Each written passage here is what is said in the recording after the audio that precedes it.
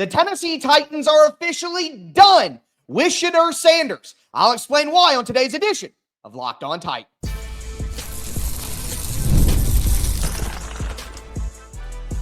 You are Locked On Titans, your daily Tennessee Titans podcast, part of the Locked On Podcast Network, your team every day. Welcome to the Locked On Titans podcast. I am your host, Tyler Rowland. Titans fans, today's edition of the Locked On Titans podcast is brought to you by Monarch Money. Take control of your finances with Monarch Money. Use the code LOCKEDONNFL at monarchmoney.com for 50% off your first year. On today's show, I'm going to tell you why Sheduer Sanders' time with the Tennessee Titans is up, and it makes it even more clear that Cam Ward is the quarterback of the future. Also, we're going to talk about what happens after Cam Ward in the draft. It's Mock Draft Monday after all. Would the Titans really take a guard at pick number 35? And I'll show you how every trade down at 35 isn't a good trade down at 35. Before we get into all of that, do want to thank you for making the Locked On Titans podcast your first listen each and every day. Remember, Monday through Friday, Tennessee Titans content all year round, always for free. Make sure that you get subscribed, stay subscribed. It's your team every day. Speaking of every day, shout out to my everydayers out there tuning in Monday through Friday. Couldn't do it without you guys. If you aren't an everydayer, this is the perfect time to be. Tomorrow, we will start the 2025 Locked On Titans NFL Draft Preview Series. I'm going to do a full episode on Cam Ward, his strengths, his weaknesses, where he needs to improve, how he fits.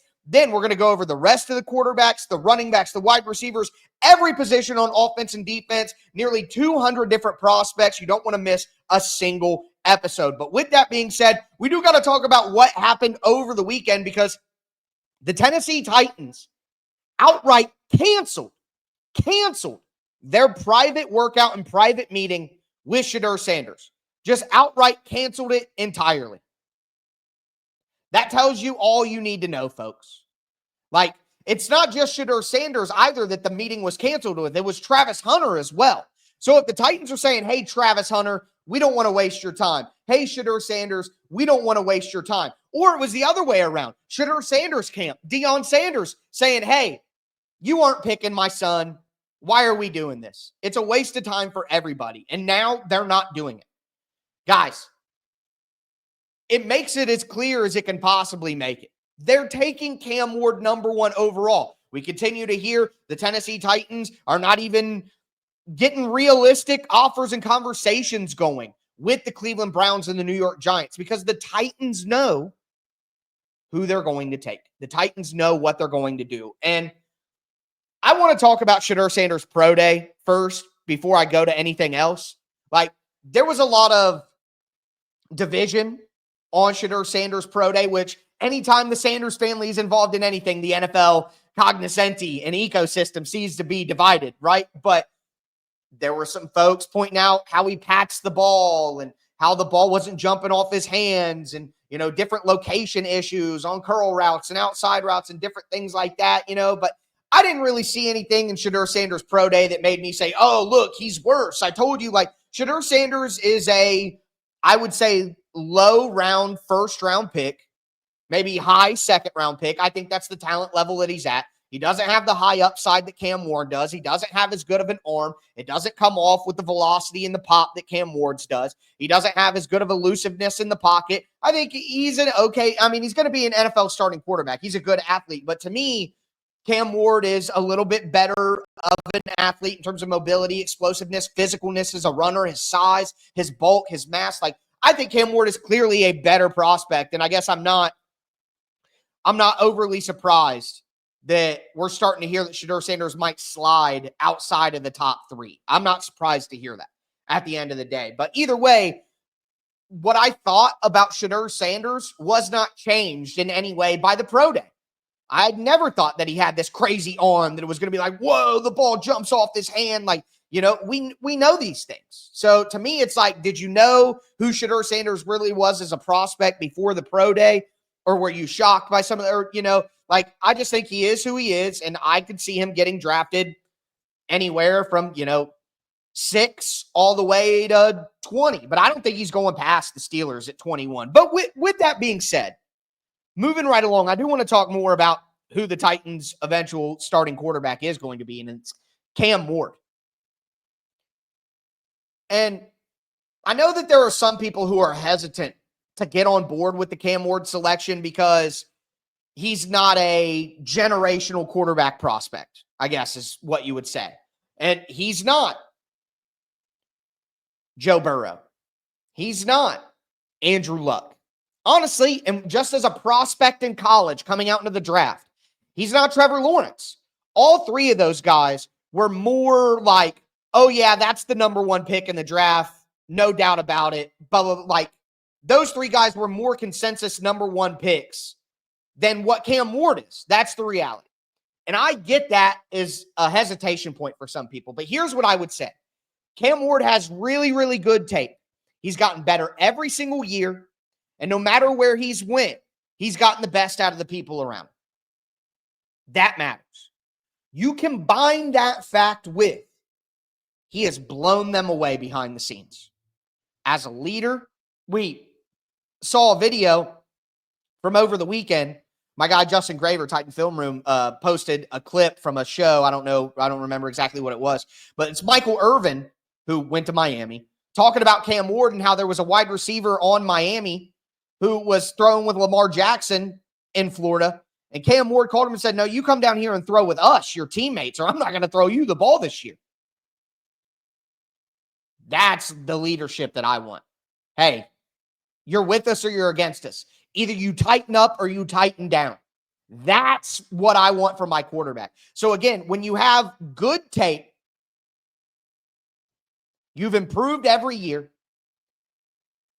and you are off the charts at the things that you want from a quarterback behind the scenes,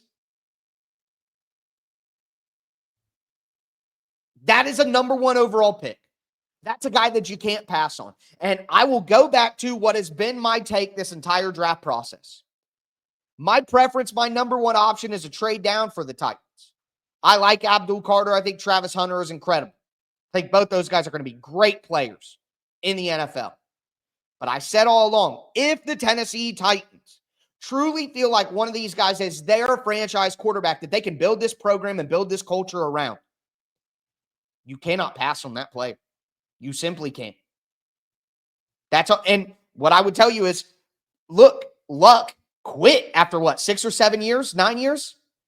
Didn't get to his full potential, never won anything of value. Trevor Lawrence, the jury's out of whether he's a true franchise quarterback or not. So just because a guy is a consensus number one pick more than what Cam Ward feels like this year does not mean that that gives them a better advantage to be a better quarterback or that the Titans are taking a bigger risk. The reality is it's usually guys who aren't the cleanest quarterback prospect and the generational guy. Josh Allen, 7, QB3. Patrick Mahomes, what was he, QB2 that year? I think Lamar Jackson went 32. So remember, the best quarterbacks in the NFL outside of Joe Burrow, out of the top 4, the majority of them were not number one overall picks or clean consensus guys. So I'm just saying, I get the hesitations. I understand. But Cam Ward's blown the Titans away behind the scenes. He has good enough tape to be the number one pick. And he is going to be the Tennessee Titans franchise quarterback. So with that being said, though, now it's about what the Titans do after that. We'll do a little mock draft Monday with some big-time mocks, and I'll show you some different scenarios that could play out here. Do want to let you guys know that today's episode is sponsored by Intuit TurboTax. Taxes was waiting and wondering and worrying if you were going to get any money back, and then waiting and wondering and worrying some more. Now Taxes is matching with a TurboTax expert who can do your taxes as soon as today. An expert who gives you your taxes, you and your taxes, quite frankly, their undivided attention as they work on your return while you get real-time updates on their progress so you can focus on your day. An expert who will find every deduction possible, file every form, every investment, everything with 100% accuracy, all so you can get the most money back. Guaranteed. No waiting, no wondering, no worries. Now this is Taxes. Get an expert now at TurboTax.com. Only available at TurboTax Live full service. Real-time updates only in the iOS mobile app. See guaranteed details at TurboTax.com/guarantees.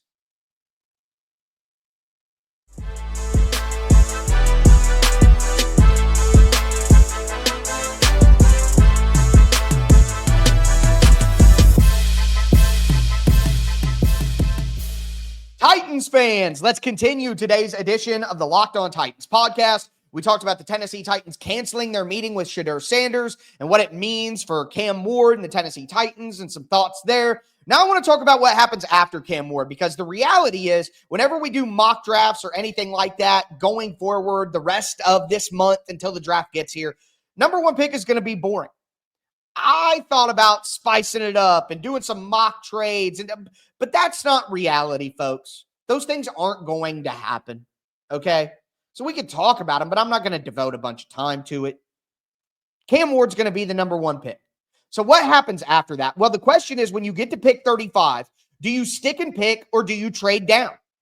And with the talent on the board, if you decide to stick and pick, what do you take? Becomes the question. And I have a scenario here that I want to go over. It comes from Matt Miller from ESPN. He did a 7-round mock draft, and he has the Tennessee Titans sticking and picking at 35, and I thought it was a very interesting pick and something that we need to seriously discuss.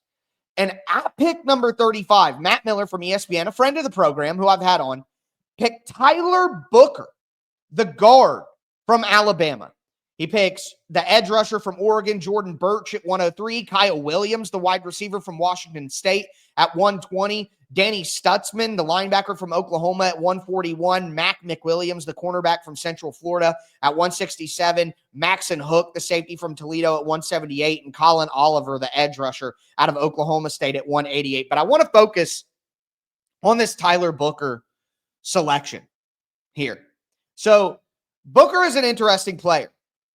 Based on the tape and based on what we saw from Tyler Booker in college, I think he's a top 20 selection. Could conceivably be the number one guard off the board. I don't think that would be crazy for a guy like Tyler Booker. And there are some people who think that he goes anywhere in the 20s in the draft. So from the tape, he's a first-round talent. But here's the reality. He has a 3.68 RAS, which is relative athletic score, which is something that Kent Lee Platt puts together. Look, if you're totally unaware of RAS, you're probably like, this is nonsense, blah, blah, blah. But it's pretty obvious that players with low RAS scores, typically by the numbers, if you're playing a percentage game, don't work out as well as players who are better athletes. Tyler Booker is not a great athlete. His testing scores were not good, all right? So you wonder, was he just a big bully at 6'4", 320 pounds with 34.5-inch monster long arms? Was he just a bully at the college level and he's not going to be able to do that because he's not quite the athlete that he needs to be, and taking him this high in the draft would be a mistake? That's the conversation that you have about Tyler Booker. If you want to say, hey, he's a football player, throw on the tape, that's a man-child, ride with that massive road grading offensive tackle or offensive lineman. Okay. All right. I could hear that. I could hear that. But it's about what the Titans will do. And I'll be honest with you. I do think Booker is a great fit for what the Titans want. The Titans want big body guards. We're not doing any Aaron Brewer stuff anymore.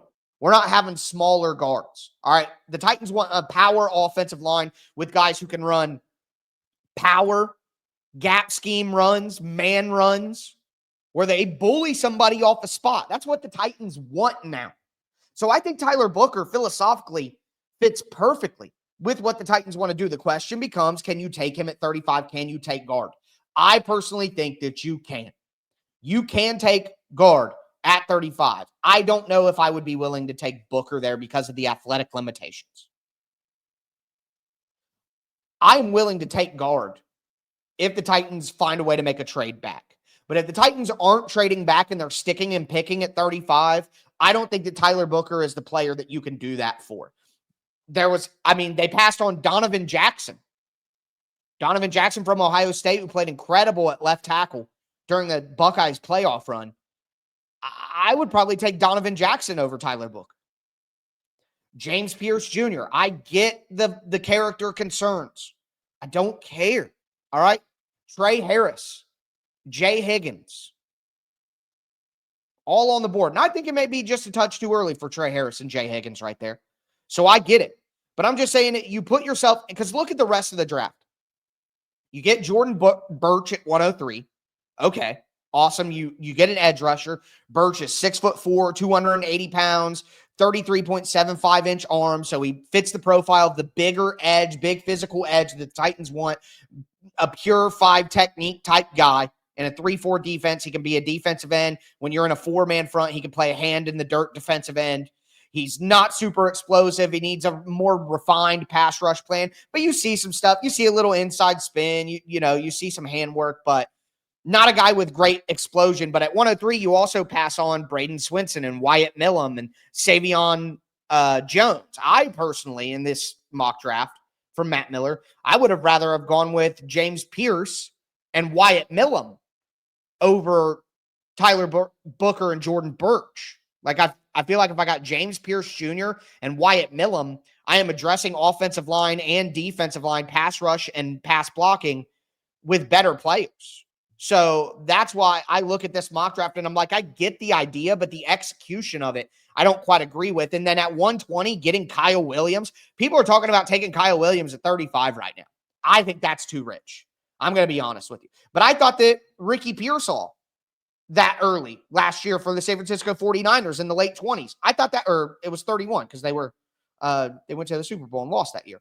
But I thought that was too rich for Ricky Pearsall. I couldn't believe that Pearsall went that high. So maybe Williams does go higher than I expect him to, but I like Kyle Williams. Incredible release package off the line of scrimmage, versatility to play all positions. He's physical catching the football. He'll make some guys miss as well with the ball in his hands. Like, Kyle Williams is a really good player. I think he should be a second-round wide receiver, maybe early third-round wide receiver for the Titans. I would take him, So the reality is at pick 120, he's probably not going to be there. And if the Titans went Tyler Booker, Jordan Birch, and then didn't end up with somebody in the Kyle Williams pocket that I've talked about recently with like Jaden Higgins, Jalen Noel, Trey Harris, Isaiah Bond, Kyle Williams, Savion Williams, guys in that, maybe that's not the entire collection of guys, but guys in that range. If the Titans don't get one of those guys in the draft, I'm going to be significantly concerned about what they can do going forward. But I mean, after that, Danny Stutzman could be a Cody Barton replacement if he develops more feel and coverage and is better at reading defenses and stuff like that. Mac McWilliams at cornerback, 5'10", 190 pounds, 23 years old, not going to get much development out of him. Titans don't really need more slot corners with JBJ and Roger McCreary. I don't know how I feel about that. Maxon Hook, safety at Toledo, not a great athlete. Good size, though, at 6', 200, whatever. Dart throws at the end. Same thing with Colin Oliver. 6'1", 240. That's a small edge. I don't think that fits with the Titans look. So overall, I would give this mock draft like a C. I do not think this is a good use of the resources that the Titans have after Cam Ward. And I would much prefer a trade down for the Titans if this was in the on the other side of the other door of a trade down. But the problem is not every trade down is a good trade down. And I want to show you guys a 5-round mock draft from Chad Reuter of NFL.com that is not a good trade down for the Tennessee Titans. So I guess both of these mock drafts are what I hope the Titans draft doesn't look like.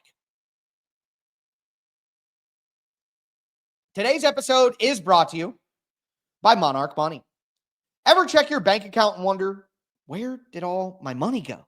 Between dining out, online shopping, and entertainment, it's easy to lose track. That's where Monarch Money comes in. Your personal CFO giving you full visibility and control over your finances.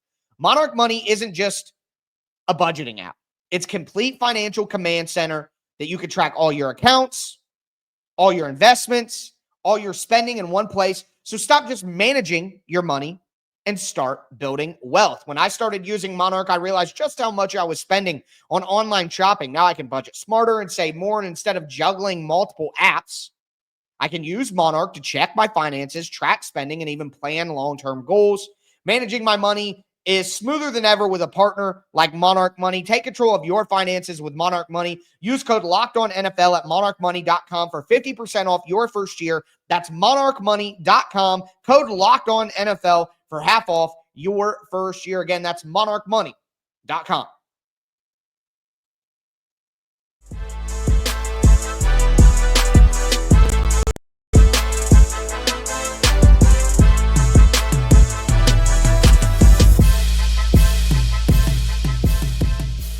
Titans fans, let's cap off today's edition of the Locked On Titans podcast. Doing a little mock draft Monday after talking about the Titans canceling their private workout and private meeting with Sheduer Sanders. Before we get into the final mock draft and a trade down that is bad for the Titans, I do want to thank you again for making Locked On Titans your first listen each and every day. Remember, tomorrow I'm going to do a breakdown on Cam Ward. I'm going to have a film video on the Tic Tac Titans channel up on Tuesday morning to go with that conversation. Then we're going to look at the rest of the QBs, running backs, wide receivers. We'll get to offensive line later in the week as well, defense around the turn. I mix in some news and stuff there, so there may be gaps in between certain positions, certain days, depending on what happens. Titans make signings, trades, stuff like that. But I'm going to go over every single position, nearly 200 prospects. Make sure that you get subscribed, stay subscribed. It's your team every day. Check out Locked On NFL Draft right now, too. It's a great time. But let's look at the Chad Reuter mock draft from NFL.com. So Cam Ward, number 1 overall, obviously, put it in the book. But then the Titans make a trade down at pick number 35. And look, I think a trade down at 35 is nearly necessary depending on who falls to that position. And we'll talk about that when it happens. And we can talk about, I've already talked a little bit about can't pass prospects at pick number 35. I'll reiterate that as we get closer to the draft, of course, and we have a full conversation about that, not just within a mock draft. But I think overall, a trade down does make the most sense for the Tennessee Titans because they need to find a way to get another pick in the top 100. And in this mock draft, Chad Reuter has the Titans trading down with the Seattle Seahawks from pick number 35 to pick 50 and picking up pick number 92. So the Titans go from having 35 to 50 and 92. Overall, that trade, I think the Titans don't get enough value. That's not good enough. In my opinion, 50 and 92 compared to what we've seen in recent years. If I'm the Titans and I want to kick in a little bit extra to make sure that I don't have to drop down so far, like I'll throw in 120, I'll throw in 141, something like that. I'm more than willing to do that to facilitate a trade like this. But 50 and 92 are not high enough picks. You have pick 103.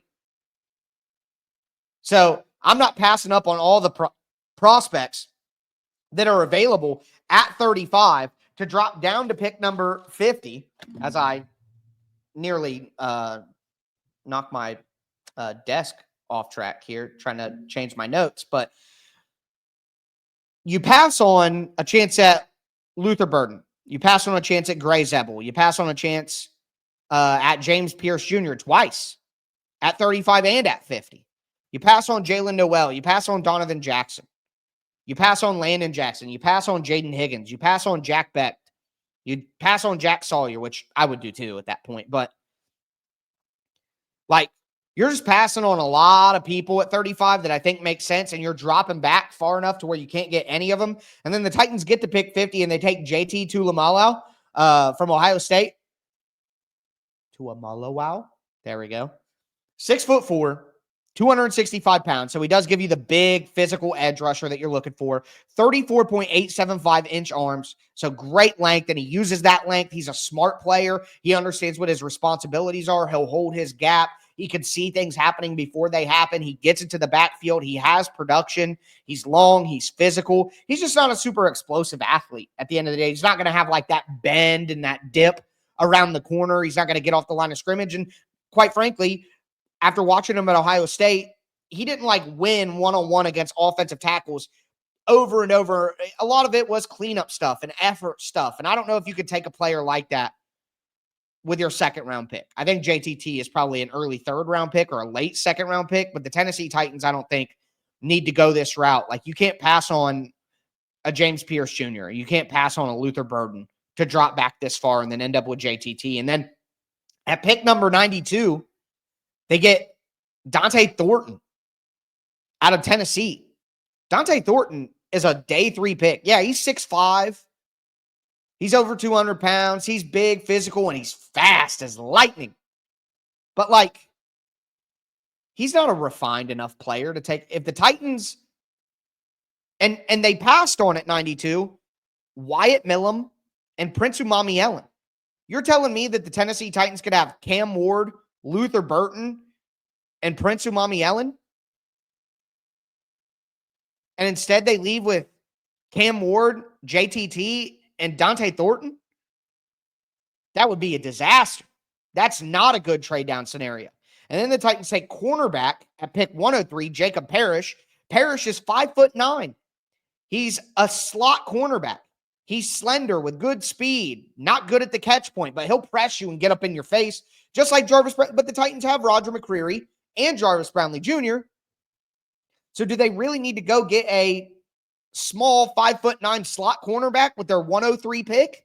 No. And they passed on Alec Ayomanor, Braden Swinson, and Andrew Makuba to do it. So the Titans could have had Cam Ward, James Pierce Jr., Wyatt Millum, and Alec Ayomanor as their top 4 picks. That is home run, knock it out of the park. You could have even done Cam Ward, Trey Harris, Princely Umami Ellen, Andrew Makuba. That would be a pretty good. You don't get offensive line there, but that would be pretty good. I mean, for the Titans to come out of it with their top 4 being Cam, JTT, Thornton, and Parrish, that would be a nightmare, quite honestly. And then with the 5th round pick, 120, the Titans took Cam Scatterboot. Everybody knows Cam at this point.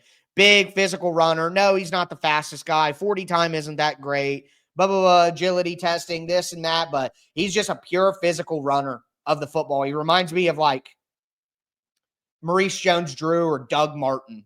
You know what I mean? Like that kind of guy. Bowling ball type guy. So Titans need a power runner. They may take running back earlier than people expect. I wouldn't be shocked. I think this is last year for Tony Pollard. And who knows if they can count on Tajay Spears. So they need running back more than I think people realize. But again, not every mock draft can be a good mock draft for the Titans. And we're seeing 2 examples of a guy at 35 that you stick and pick, and then a trade down that both I don't think would be very good for the Titans. But either way, all of them start with Cam Ward at number 1 overall. But that's going to do it for me today, folks. As always, I am your host, Tyler Rowland, and this was Locked On Titans.